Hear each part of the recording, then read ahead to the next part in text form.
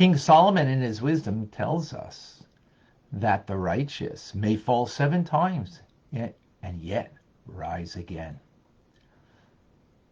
So the simple idea is we all have failings in our lives. The question is, do we fall and stay fallen? Do we see ourselves a victim? Are we able to rise up? Well, the right thing to do is always to rise up. Never stay down. Never feel that you're the victim of your circumstance. Always rise up. That's a simple meaning.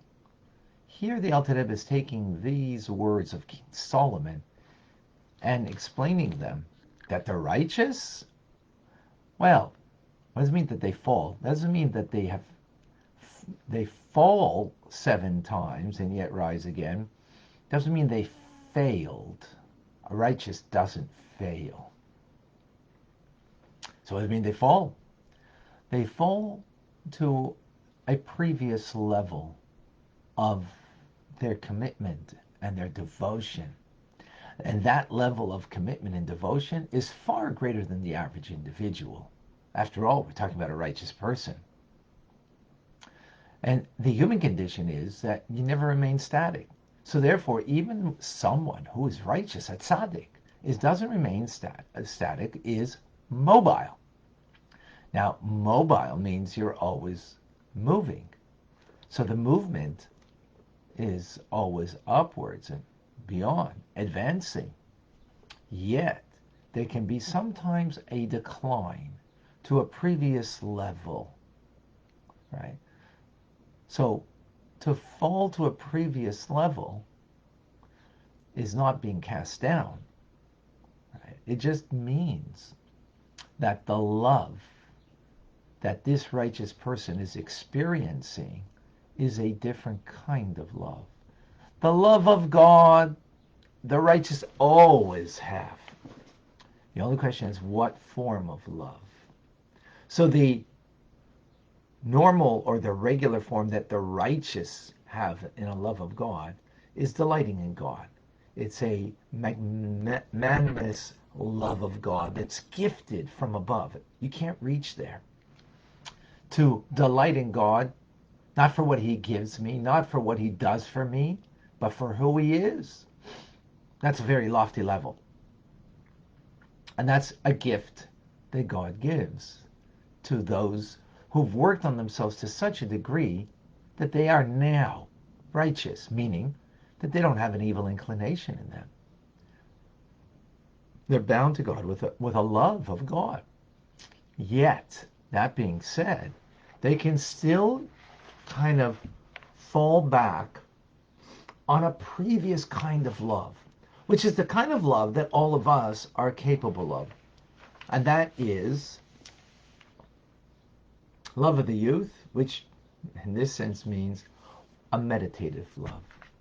A love that comes that we use our minds to think about the reality of God, the truth of God. God, as he is found within the world, is also at the same time transcendent of the world. And ultimately there's nothing else but him. But it comes through a meditative, pondering, contemplative, that brings to the heart a feeling of love. That's something we're all capable of.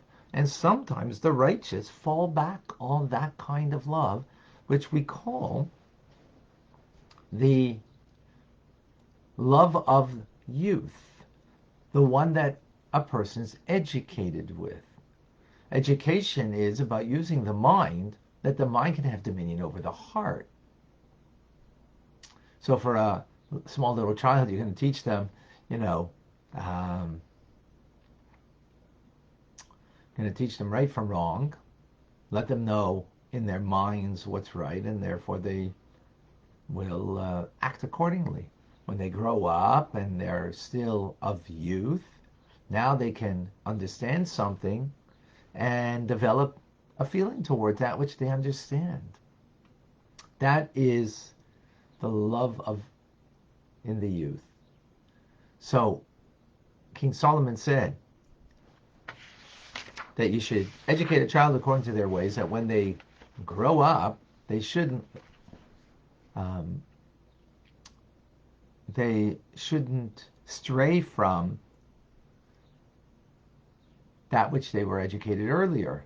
Well, I mean, go away from it, rather, not stray, but go away from it.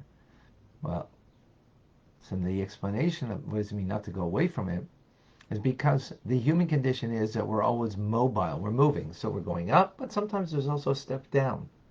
Sometimes the step down is in order that we can have a better spring to go further up. So the righteous also have that. The step down is though only that their love of God, which is always there, is now not a love of delights that is a gift from God, that they should have this experience, but it is the human kind of love that we have, that we can use our minds to understand and appreciate and then bring that to the heart to feel the love of God.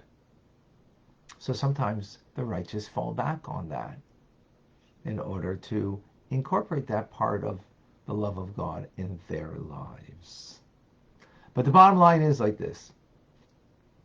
When we fall back, we should always fall back on something that we have that will not be a failing, but a fallback, so we could use that as a spring to greater things in our lives. Never, never should it be when we fall, we fail. We go back in order to spring to greater heights. That is the way of life.